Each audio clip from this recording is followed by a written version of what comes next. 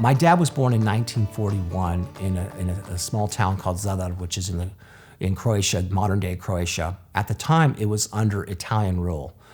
It was right at the beginning of World War II, so it was fascist Italian rule, and they basically had control of the city. So when my dad was born, his parents wanted to name him Lenko, which is the Croatian name for Leonard, but the Italians said, no, you're going to name him Leonardo. So that's what they put on the birth certificate, was Leonardo. And so my dad was born under this sort of occupying force. And so the war started, and my grandfather was a sort of a very strong-minded guy, kind of a no-nonsense guy, really good man, but would tell you what he had on his mind. If you were, he didn't suffer fools kindly, I guess is the best way to put it. And there was somebody on the island from his village that just did not like him. He probably had straightened this guy out at some point in his life.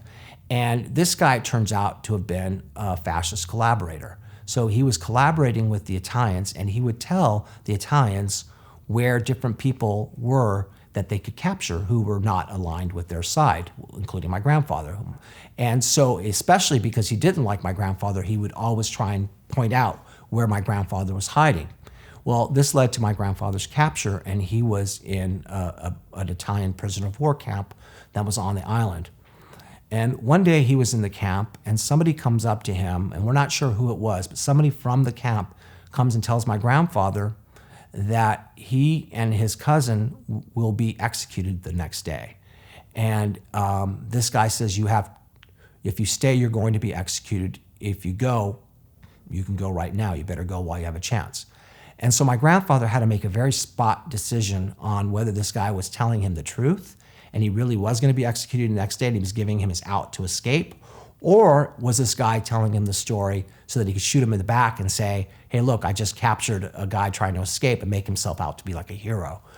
Had no time to make the decision. He had to make a quick decision, decided to make a run for it. Him and his cousin did make a run for it, and the guy was telling him the truth because the guy let him go, and that's how he escaped. And he ended up joining the anti-fascist army, the partisans at the time, on the island, and spent the rest of the war, as a partisan fighting against the fascists.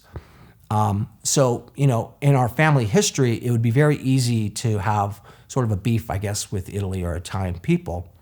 But cut to 10 years after the war ended, my dad, when he decided to get out of what was then Communist Yugoslavia, his salvation, his place to get freedom was Italy.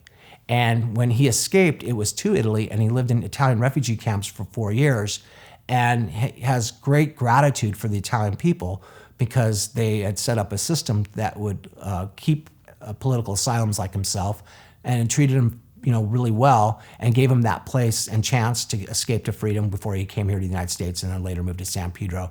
So I guess sort of the moral of the story, is that, you do, over the course of your lifetime, have to learn to forgive and forget. And in our case, he came to a town, San Pedro, where half the town at one point seemed to be Croatian and the other half Italian. And many of our friends growing up were Italian or Croatian, and we've mixed.